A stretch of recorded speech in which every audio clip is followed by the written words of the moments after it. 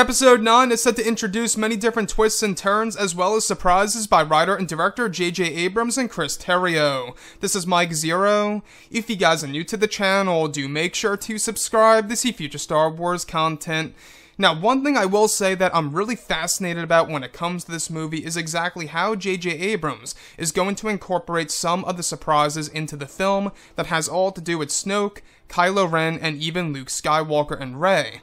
Now, these past couple of weeks or so, we've been learning a whole lot more about this film when it comes to some of the set leaks, the set designs, the concept art, and storyboard descriptions, etc. One of which has all to do with the characters of Kylo Ren and Supreme Leader Snoke. Specifically, a description of diagrams of Kylo Ren's crossguard lightsaber design. It's described that Snoke discovered pieces of Darth Vader's lightsaber that were stored inside of his castle on Mustafar from the acolytes of the Beyond.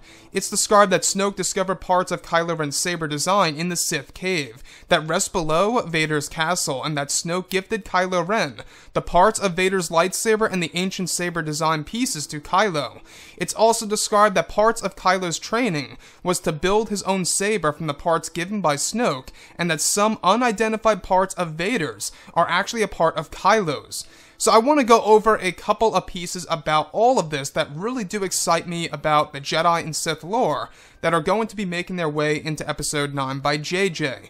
Now, we do know that J.J. Abrams loves the character of Darth Vader. He's also the man who created both characters, Snoke and Kylo Ren, and we'll be exploring more facts about the characters in Episode 9.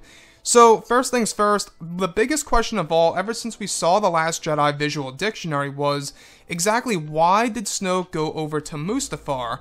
In, of course, The Last Jedi Visual Dictionary, you do learn about this, that his ring is actually called an obsidian ring, taken directly from Mustafar, just below Darth Vader's castle, his fortress that we saw in Rogue One. So, with that being said, what's really intriguing is that parts of Kylo Ren's lightsaber design, the crossguard hilt, actually does indeed have parts of Darth Vader's lightsaber hilt embedded within the actual saber hilt design. Now, not only that, Snoke himself, Supreme Leader Snoke, actually went over to Mustafar and discovered parts of Darth Vader's lightsaber that were collected by the acolytes of the Beyond and stored eventually within his own fortress, which is where Snoke discovers it and hands it down to Kylo Ren.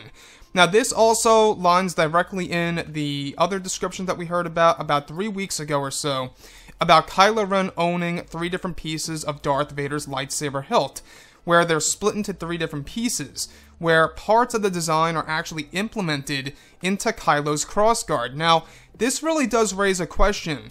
Now, could this be something that dates back before the events of the sequels, where Kylo Ren's crossguard had pieces of Darth Vader's, kyber crystal or whatever, pieces of the wirework or the metal embedded into Kylo's design?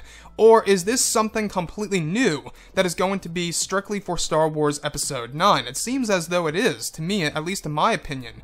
When we look at, Snoke and how he traveled to Mustafar and gathered his obsidian ring, as well as actually, gone into the Sith cave underneath Darth Vader's fortress, and discovered the pieces of course, the ancient lightsaber design of Kylo Ren's that we see today, as well as pieces of Darth Vader's lightsaber that were eventually handed down to Kylo Ren as a way of his training to actually become basically a new dark side user, not necessarily a Sith. And part of his training was to essentially put together this lightsaber hilt that was given by Supreme Leader Snoke, at least parts of it, as well as pieces of Darth Vader's lightsaber design.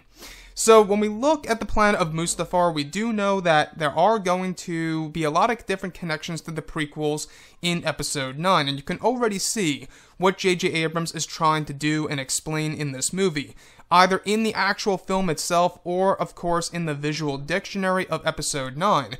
We will be learning a whole lot more about Kylo Ren's lightsaber design in this movie. So one thing I will say about Kylo's lightsaber design is that we do know that the design is based on an ancient one, the whole entire tri-blade thing.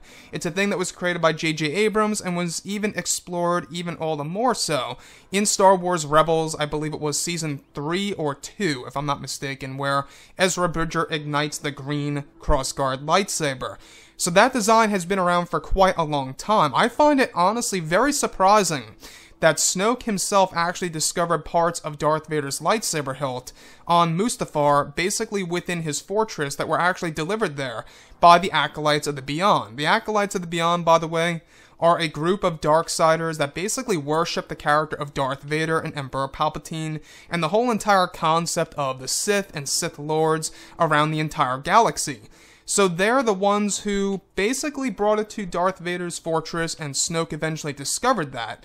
And you can see how it falls directly in line and connects to the Last Jedi Visual Dictionary. Anyways, guys, drop a comment below. Let me know what you think about all of this in the comments. And if you guys did enjoy the content for today, do make sure to drop a thumbs up on this video to support the channel. I thank you all so very much for the kind support, and I'll catch you guys next time.